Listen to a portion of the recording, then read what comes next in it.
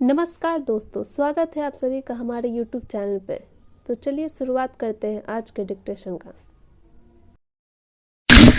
अध्यक्ष जी, किसी भी देश की विदेश नीति अपने में कोई स्वतंत्र नीति नहीं होती है, वरन वह किसी देश की आंतरिक नीति को स्पष्ट करती है। उदाहरण के लिए हम अमेरिका को ले सकते हैं। उसने अपने यहाँ अधिक अन्न पैदा किया और जब उसके पास अनाज फालतू बच गया, तब वह अपने बकाया अनाज की बिक्री के लिए ऐसे देशों की तलाश करने लगा जो उधार पर माल ले सकते हों। किंतु हमारी आंतरिक नीति ने यह तय किया कि खर्चीले ढंग से सरकार चलाएंगे और स्वदेशी मुद्रा की कोई राशि हमारे पास नहीं बचेगी। हमने कर भी लगा दिए और मुद्रा प्रसार भी कर दिया। कुछ संकट पड़ने के बाद इस बात की आवश्यकता को नहीं समझा कि उस पैसे का कहीं अन्यत्र उपयोग कर सके। श्रीमान, मुझे माननीय प्रधानमंत्री जी के इस कथन पर दुख होता है कि दुनिया के अमीर और गरीब देशों का अंतर लगातार बढ़ता जा रहा है। मैं उनसे यह पूछना चाहती हूँ कि भारत की विदेश नीति ने उस अंतर को घटाने की क्या कोशिश की है? क्या भारत सरकार ने कभी दुनिया की पंचायत में यह कहने की हिम्मत की है कि बालिग मताधिकार के आधार पर यूएनओ का चुनाव होकर एक संसद बनाई जाए? और क्या आप में यह देखने की हिम्मत है कि फौज के हिसाब से कर लगाकर एक विकास का खाता खोल दिया जाए? जो देश विकसित है, उनके मजदूरों का 1 घंटा हमारे देश के मजदूरों के 100 घंटों के बराबर माना जाता है, क्योंकि उनके पास साधन है। इसीलिए यह अंतर और भी बढ़ता चला जा रहा है।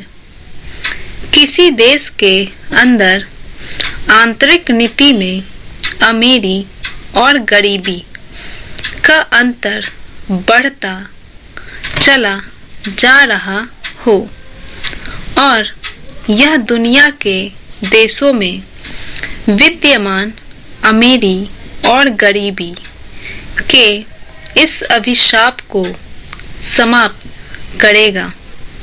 यह समझ में आने वाली बात नहीं है।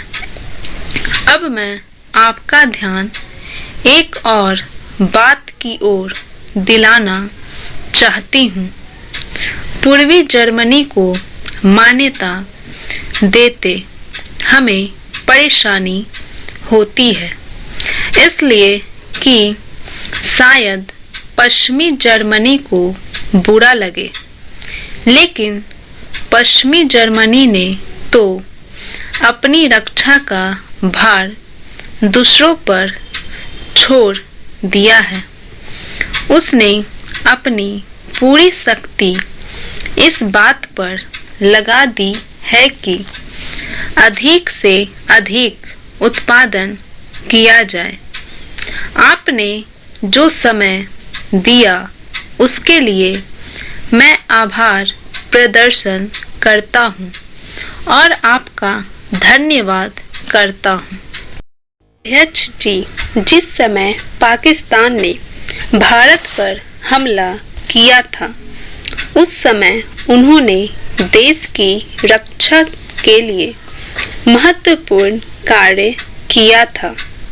इसके साथ ही मैं मंत्री महोदय को यह भी स्मरण दिलाना चाहता हूँ कि शायद उन्होंने इस पर ध्यान नहीं दिया कि इस बार जो राष्ट्रीय पुरस्कार मिले हैं उनमें रेलवे प्रशासन को केवल 2 ही प्राप्त हुए हैं, जबकि मैं मानता हूँ कि हमारी सेना के बाद अगर किसी ने युद्ध काल में सराहनीय कार्य किया है तो वह रेलवे प्रशासन अथवा रेलवे कर्मचारी और अधिकारी हैं। इसलिए उनके मनोबल को बनाए रखने के लिए और उनको प्रोत्साहित करने के लिए रेल मंत्री को इस पर भी ध्यान रखना चाहिए और इसका प्रयास करना चाहिए कि जो भी इस तरह के प्रोत्साहन मिले उनमें रेलवे का विशेष ध्यान रखा जाए। रेल मंत्री महोदय ने अपने वक्तव्य में भी रेलवे कर्मचारियों की प्रशंसा की है या उनको प्रोत्साहन दिलाया है, लेकिन यह प्रोत्साहन शांति काल में भी बना रहना चाहिए।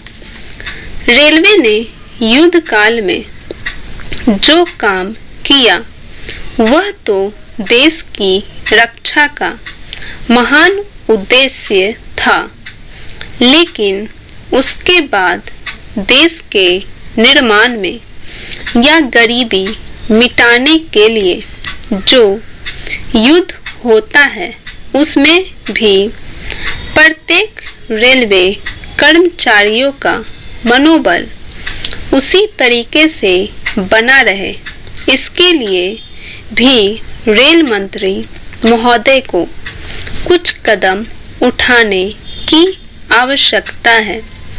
मैं ऐसा मानता हूँ कि वह किसी भी तरीके से करे, उनका तरीका कुछ भी हो, लेकिन उनको यह करना चाहिए कि जितने भी रेलवे कर्मचारी हैं, जो भी रेलवे को मुनाफा हो उसमें वह साझेदार हो, चाहे आप उनको बोनस के रूप में कुछ दें, चाहे किसी और तरीके से दे, लेकिन हर वर्ग के रेलवे कर्मचारियों को मालूम होना चाहिए कि यदि वह देश के निर्माण के संबंध में ठीक तरह से काम करेगा तो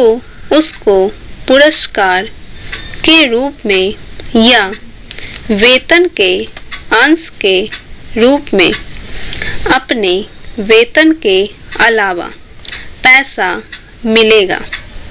इसी प्रकार इस संबंध में मैं एक और सुझाव देना चाहता हूँ। स्वतंत्रता के बाद रेल प्रशासन भारत सरकार का प्रशासन हो गया, लेकिन यह लोकसभा एक विशेष उद्देश्य को लेकर चुनी गई है। यह उस कार्यक्रम का एक नमूना ही है। गांधी जी ने जीवन के सभी पहलुओं पर प्रकाश डाला था। धन को वे संयम से व्यय करने के हक में थे।